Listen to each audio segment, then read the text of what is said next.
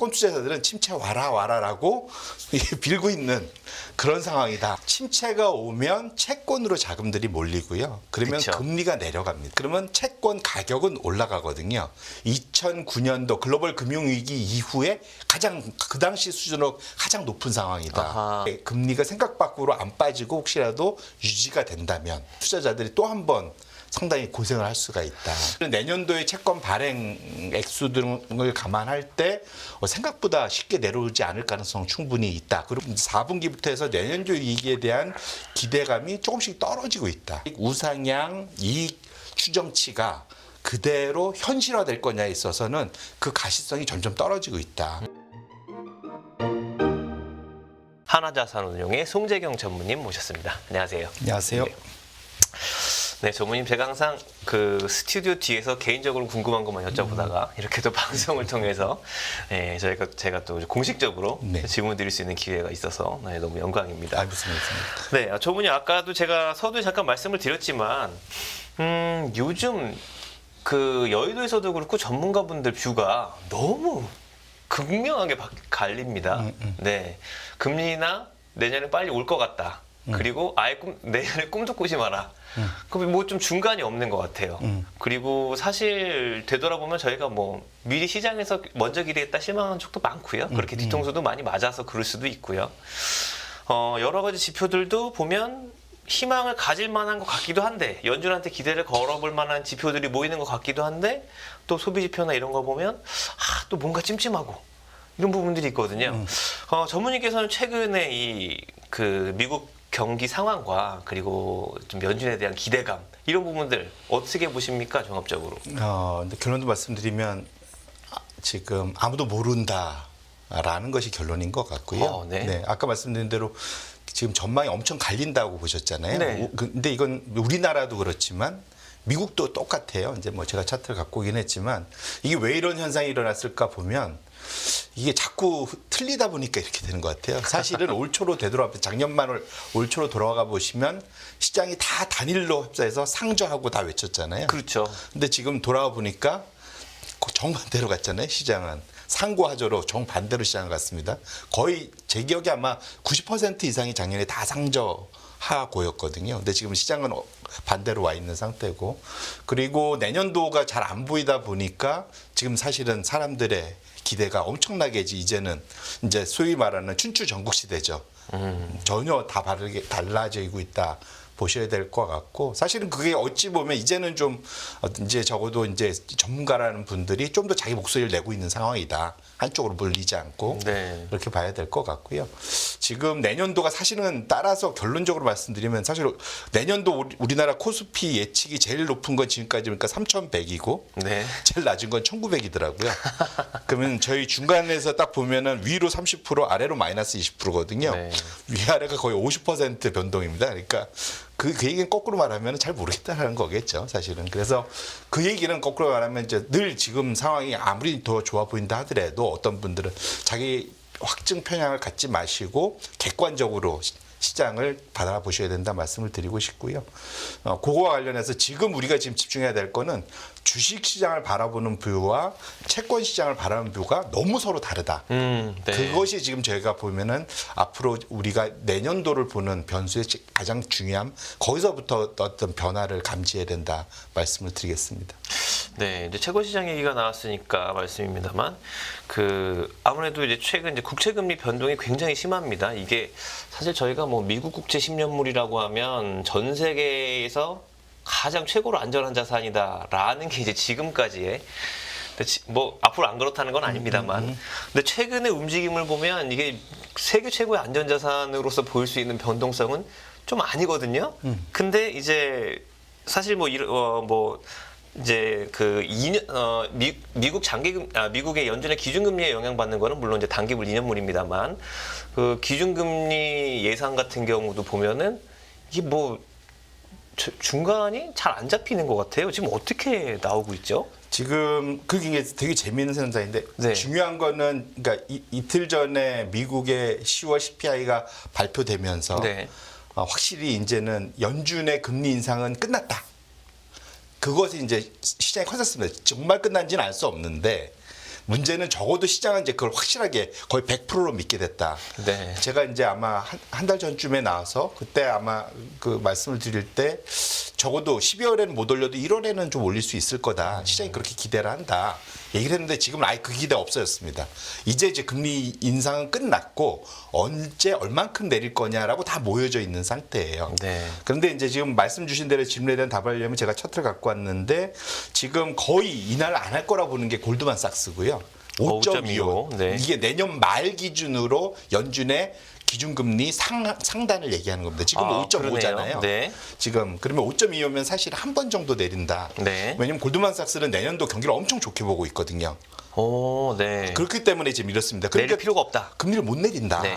너무 시장이 과열돼 있기 때문에 그래서 주식을 되게 세게 나름대로 보고 있는 뭐 그런 측면이 있는 거고요. 네. 반면에 저 아래로 가면은 UBS는 2.75입니다. 2.75면 지금 이게 베이비 스텝으로 몇 번이죠? 뭐 사실은 네. 이게 그러니까 그 100bp가 4번이니까 지금 네. 몇 번이 더 내려와야 되죠, 그렇죠? 사실은 그래서 격차가 거의 2배 차이 나잖아요. 네. 최고하고 최저가. 그러니까 이거는 거꾸로 말하면 저 아래로 내려간 분들은 내년 상반기에 무조건 침체 온다. 네. 그래서 침체가 오기 때문에 사실은 연준이 거기에 대응해서 금리를 계속 인하해서 연말 가면 2.75까지 갈 거다. 그러니까 결국은 제가 무슨 말씀인지 결국은 내년을 보는 경기를 보는 뷰가 이렇게 극명하게 엄청나게 갈린다라고 보셔야 될 것 같고요. 네. 그 중간쯤이 이제 4.5 지금 미디안 값이죠. 지금 네. 70군데 물어봤는데 중간 값이 4.5%니까 지금부터 4번 정도 내린다는 거죠. 네. 보통. 그러니까 그렇죠? 1%포인트 정도. 네. 베이비 스텝으로 한 4번 정도. 그쵸. 그렇게 따지면은 이제 내년 6월 이후 정도 됐네요. 그렇게 해서 그래서 연속으로 4번 내리면 그래서 아마 내년 상반기에 가벼운 침체를 겪고 그리고 거기에 반응해서 연준도 이제 인플레이션 대충 잡혔으니까 조금씩 내려가고 뭐 이런 것들에 대한 이제 희망 섞인 기대라고 볼 수 있겠죠. 결론적으로 근데 제가 드리고 싶으면 여기서 누가 맞다를 말씀드리고 싶은 게 아니라 그만큼 내년도를 바라보는 뷰가 극명하게 갈릴 만큼 앞으로의 변동성이 여전히 시장에 잠재해 있다는 것을 염두에 두고 자기 포트폴리오 관리하신다 말씀을 드리고 싶다. 네, 참 요약해서 제가 말씀드리면 결국 내년도 대응이 예측보다는 대응이 좀 더 중요한 시기일 수 있다. 그렇죠. 네. 자, 그럼 이제 저희가 아까 그 이제 금리 인하 기대감에 대해서 어떻게 좀 분포가 되는지 봤는데 사실 이 결국 이제 경기 침체가 오냐 안 오냐 이 부분이 가장 키포인트잖아요. 이제 아까 증시랑 채권 시장 같은 경우에는 서로 이제 보고 있는 희망하는 사항이 굉장히 이제 좀 반대다라고 말씀을 해주셨는데, 자 이제 경기 침체 가능성, 이제 미국 금융시장은 어떻게 그럼 보고 있는 겁니까? 뭐 데이터 같은 걸 좀 보여주시면. 네. 결국은 현재 채권을 투자하는 분들은 침체가 와야 된답니다. 네. 와야 왜냐하면 된다. 침체가 오면 채권으로 자금들이 몰리고요. 그러면 그쵸. 금리가 내려갑니다. 그쵸. 사실은. 네. 그러면 채권 가격은 올라가거든요. 그럼 내가 투자해 놓은 채권의 가치가 올라가기 때문에 당연히 이제 좋아지는 거죠. 그래서 채권 투자자들의 심리 지표를 제가 하나 갖고 와봤는데 가장 최근에 이제 이게 뱅크 오브 아메리카에서 매달 전 세계 글로벌 투자자들 상대로 이제 질문을 하는 거거든요. 그래서 당신이 지금 생각하기에 앞으로 내년에 채권 금리의 방향성이 어떻게 될 거냐? 하락에 대한 배팅이 역대급 지난 한 20년 이상에서 가장 높은 수준을 나타내고 있다는 것이 지금 현재 제가 갖고 온 차트입니다. 그러니까 네. 여기 빅 컨비션이라고 그랬잖아요. 네. 그러니까 엄청나게 강한 확신을 가지고 내년에는 무조건 금리가 내려갈 거야. 네. 그 얘기는 침체가 오니까라고 얘기를 하는 겁니다. 그러니까 사실은 채권 투자자들은 침체 와라라고 빌고 있는 그런 상황이다. 이게 이제 입장별로 다르다는 게 이런 말씀이군요. 그래서 제가 자꾸 확증 편향이라 말씀드린 게 포트폴리오를 네. 짜놓고 거기에 맞춰서 이제 앞으로를 예측하기 때문에 이제 이런 상황이 온다 말씀을 드리고 싶은 거고요. 네. 근데 이것이 이제 상당히 의미 있는 건데 이게 뭐냐면 엄청나게 대박이 날 수도 있고 쪽박을 찰 수 있다 말씀을 드리고 싶은 게 다음 차트입니다. 이게 뭐냐면 네. 그래서 당신의 포트폴리오에서 당신 생각에 그 채권의 적정 비중 대비 현재 오버웨이트 비중을 확대하고 있어 줄이고 있어. 그걸 나타내고 있는 것이 차트인데 기본적으로 미국에서 전 세계 글로벌 투자자들은 60대 40 포트폴리오를 짭니다. 주식을 60, 네. 채권을 한 40 정도 해서 항상 주식을 좀 더 많이 가져가고요. 일반적으로는. 네. 그다음에 채권 그래서 이제 사실은 전반적으로는 주식이 올라가는데 주식이 떨어질 때 채권으로 이제 그 수익을 만회해서 전반적인 합성된 전체 자기 포트폴리오는 우상향을 만드는 걸 이제 기본 전략으로 갖고 가거든요. 그러니까 채권이 일반적으로는 언더웨이시죠, 사실은. 그런데 특별한 경우 지금 20여 년 중에 지금 채권의 오버웨이트 비중이 가장 높다라고 지금 대답을 하고 있다는 겁니다. 지금 이제 채권을 가장 많이 사고 있다. 그렇죠. 네. 지금 내가 포트폴리오에 채권을 원래 내가 생각하는 것보다 훨씬 많이 들고 있다라고 네. 얘기하는 것이 2009년도 글로벌 금융위기 이후에 가장 그 당시 수준으로 가장 높은 상황이다. 아하. 결국 그만큼 포트폴리오가 채권에 상당히 어찌 보면 좀 치우쳐져 있다. 물론 이제 금리가 지금 높아서 그런 것도 있고요. 상대적으로. 지금 사실은 우리나라가 조금 상대적으로 낮아서 그렇지 미국 기준으로 보면은 여전히 사실은 거의 1년 미만 물들은 5%대고 그렇죠. 2년도 한 4% 네네. 후반대고 기본적으로 이게 금리가 단기 금리가 너무 높거든요. 그럼 굳이 고생하지 말고 그냥 그런 단기 국채 갖고 가면 1년, 2년에 안정적으로 5% 전후의 금리를 벌 수 있는데 왜 무리해서 딴짓을 하냐면지 사실 이거 충분히 생각할 수 있거든요. 네. 근데 여기에 이제 장기물까지 갖고 가면 앞으로 금리가 하락하면은 장기물들의 채권 가격은 레버리지가 있어서 훨씬 더 가파르게 올라갈 수 있어서 그걸 보고 이제 배팅들을 엄청 하고 있다라는 거고요. 네. 거꾸로 말하면 이제 이것이 만약에 금리가 생각 밖으로 안 빠지고 혹시라도 유지가 된다면 그러면 사실은 투자자들이 또 한 번 상당히 고생을 할 수가 있다. 그러니까요. 제가 이제 그 말씀을 드리고 싶었는데 사실 이게 묘한 기시감이 있거든요.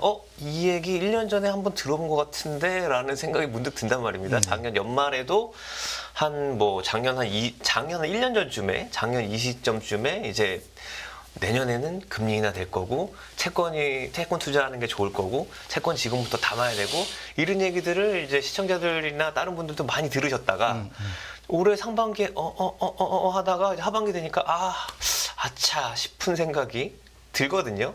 요즘에 그래서 이제 올 여름만 해도 이제 이거 채권 투자 제가 이런 말씀드리면 죄송합니다만 채권 투자 이제 다 망했다 이런 얘기까지 나오고 자 그럼 이제 여기서 그럼 이제 이 묘한 이 기시감이 이제 과연 또 내년도 반복될 것이냐 아니냐 이런 걸 따져보려면 이제 채권 시장 얘기는 저에게 말해주셨으니까 증시 입장에서 그럼 이제 침체를 바라보는 건 어떻냐 이런 거를 보려면 아무래도 이제 실적이라든지 기업 이익이라든지 이런 거가 줄어드냐 아니면 계속 늘어나냐 이런 부분이잖아요. 그쪽은 어떻습니까? 결국은 지금 주식 투자자들은 그러니까 화요일 날 그 소비자 물가지수 미국의 소비자 물가지수가 빠지고 금리가 내려가면서 채권 투자자는 금리 빠진다. 네. 채권 가격 올라갔고 주식시장은 이제 금리가 이렇게 내려가니까 연착륙 가능성이 더 높아진다. 인플레이션이 내려오니까. 그러니까 내년이 더 좋아질 거다. 그러면서 이제 주가도 올라가고 네. 그리고 금리도 내려오니까 주식에 대한 가치, 밸류에이션도 올라갈 거고. 이제 이런 기대감 때문에 주식 채권이 동반 상승하는 되게 네. 좋은 상황이었는데요.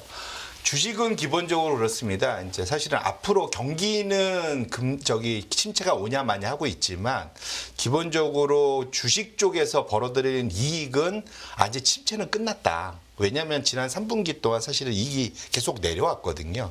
그러다가 2분기를 바닥으로 3분기, 4분기 내년으로 갈수록 이익이 쭉 올라간다라는 추정치들이 사실 올해 초부터 계속 있었어요. 그리고 올해 3분기에 대해서도 지금 이제 다 지났지 않습니까? 3분기 실적이 발표가 거의 마무리됐는데 원래는 0% 상승을 생각했는데 한 4% 상승으로 마무리가 네. 됐거든요. 네. 그 나름 이제 선방을 한 거죠. 그쵸. 그런데 이제 이후로는 점점 더 올라갈 거다라고 생각하는 기대감. 결국 그래서 원래 이제 주식시장은 경제가 아니다라는 그런 유명한 또 격언이 있지 네, 않습니까? 네, 네. 어쨌거나 이런 상황에서 주식시장에 대한 기대감들이 상당히 높아져 있는 건 분명하고 우상향을 기대하는 것도 분명한데 여기서 우리가 봐야 될 관건이 두 가지 정도가 하나 있는데 하나는 지금 아까 말씀드린 대로 금리가 같은 이익을 바라볼 때 이것을 밸류에이션하는 금리 수준이 진짜로 그렇게 급락할 거냐에 대해서는 사실은 내년도의 채권 발행 액수 등을 감안할 때 생각보다 쉽게 내려오지 않을 가능성 충분히 있다. 그리고 사실 내년에 연준의 기준금리도 보시면 100bp 정도 내려오는 걸로 지금 보고 있는 거잖아요. 그러면 사실은 채권 쪽에서 바라보는 뷰를 갖고 온다면 금리가 급격히 내려와 갖고 주가의 멀티플이 올라가는 시장이 올 가능성은 상당히 낮고 이익 증가가 사실은 시장이 훨씬 더 중요할 거다 그쵸. 봐야 될 것 같은데 그래서 지금 우상향에 대한 기대 때문에 중요한데 관건은 최근 들어서 내년도 이익 4분기부터 해서 내년도 이익에 대한 기대감이 조금씩 떨어지고 있다. 기업들 측면에서. 네네. 그래서 제가 다음 장표를 갖고 왔는데 네. 이게 earnings revision breath라고 그래갖고 우리말로 굳이 해석을 하면 이익 수정폭 이게 뭐냐면 애널리스트들이 하는 게 아니고 기업이 미국은 가이던스를 잘 줍니다. 네, 네. 미국 지금 S&P 500 종목 중에 한 절반 정도가 이상이 보통 소위 다음 분기에 우리가 매출은 이 정도 레인지 예측하고 EPS는 이 정도 레인지 예측한다라고 발표들을 해주거든요. 그걸 이제 이익 가이던스라고 보통 얘기를 합니다. 그러니까 어닝스 가이던스. 근데 그것이 그러니까 네거티브 리비전 하향 조정됐느냐, 그러니까 낮춰서 네. 발표하느냐, 네, 네. 아니면 상향. 네. 그러니까 그 파지티브 리비전 하느냐 그 비율을 보는 거예요. 근데 지금 보시면은 일반적으로는 S&P 500의 가격 변동 이게 파란색입니다. 예. 위로 올라가면 전 달보다 더 올라간다는 거고 전년 동기 대비. 그 다음에 이 그 저희 노란색 선은 이제 통상 같이 움직인다는 건데 네. 최근 들어서 지금 보시면은 그 파란색 선하고 노란색 선이 서로 좀 괴리가 생겼죠. 노란색 네. 선은 마이너스로 내려와 앉았는데 파란색 선 주가 상승률은 여전히 플러스권을 유지하는 결국은 뭐냐면 이런 이제 괴리가 발생했는데 이런 괴리가 장기적으로 못 가고 2019년도 20년도 그때로 돌아가 보시면 이걸 그러니까 결국 이익 리비전이 네거티브로 돌아갔을 때 주가가 그걸 계속 버티고 올라가면 결국은 좀 조정을 받는 이런 이슈들이 발생을 했다.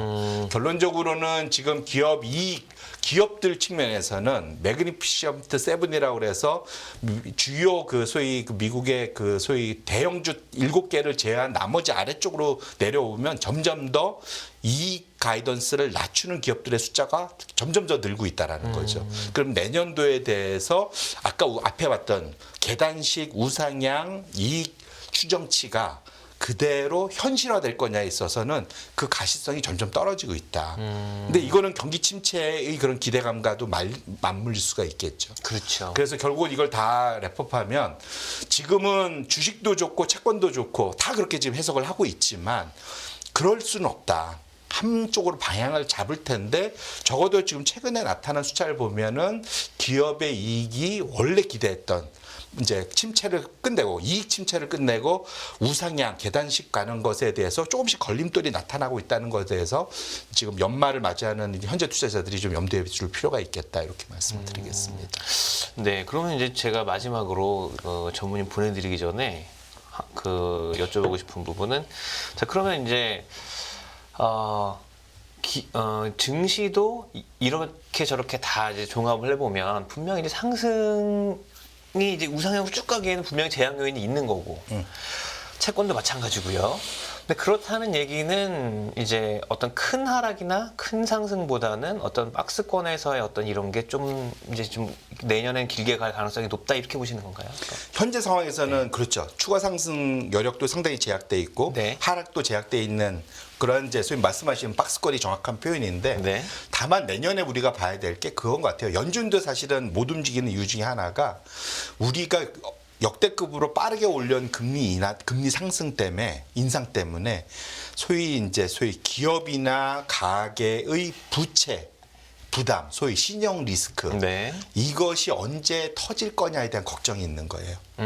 소위 크레딧 이벤트라고 보통 표현하죠. 네. 이게 이제 내년부터 본격적으로 소위 이제 기업들도 소위 자기가 발행해놓은 채권을 롤오버 한다고 그러잖아요. 차환 발행 할 때 차환 발행하면 지금 기본적으로는 이전에 발행한 금리의 한 3배 이상.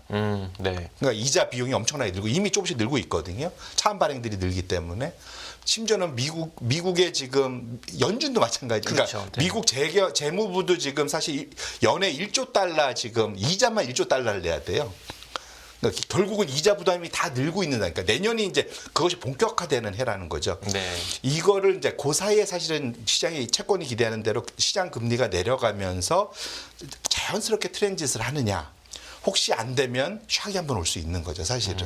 그래서 지금은 박스권은 그나마 저는 이제 사실 다행스럽다고 생각을 하는데 만에 하나 이런 연준이 걱정하는 크레딧 이벤트가 혹시라도 골디락스가 아니라 크레딧 이벤트가 나타난다면 사실은 되게 걱정될 수도 있겠다. 그래서 지금은 다 동상이몽이죠. 주식은 주식대로 좋다고 생각하고 채권은 채권대로 좋다고 생각을 하는 시장이지만 방향성 자체는 어느 쪽에도 사실은 타격을 분명 입힐 수 있는 그러한 상황이기 때문에 지금 상황에서는 그런 변수들에 대해서 사실 오히려 더 신경을 좀 곤두세울 필요가 있겠다 이렇게 말씀드립니다. 알겠습니다. 그 사실 저도 이제 FOMC 생중계 때 보다 보면 항상 연준 그 성명서 발표나 이런 데 보면 항상 들어가는 말이 그 은행권의 이제 그 크레딧 리스크 이런 네, 거 이런 게 잘 관리되고 있고라는 문구가 항상 꼭 들어가더라고요. 네. 그래서 저는 사실 그런 거를 보면서 이거 시장에서는 다 지나갔다고 보는 것 같은데 이걸 이 문구를 항상 넣네. 은행권 리스크는 그냥 민감한 건가? 직업 특성상 그냥 그렇게만 생각했는데 전문의 말씀이랑 연결해서 생각해 보면 그 부분이 정말 이제 중요한 트리거가 될 수 있기 때문에 또 연준에서도 그렇게 중요하게 항상 이렇게 보고 있는 거군요. 맞습니다. 네. 네. 알겠습니다, 전문님. 오늘 말씀 감사합니다. 네, 맞습니다.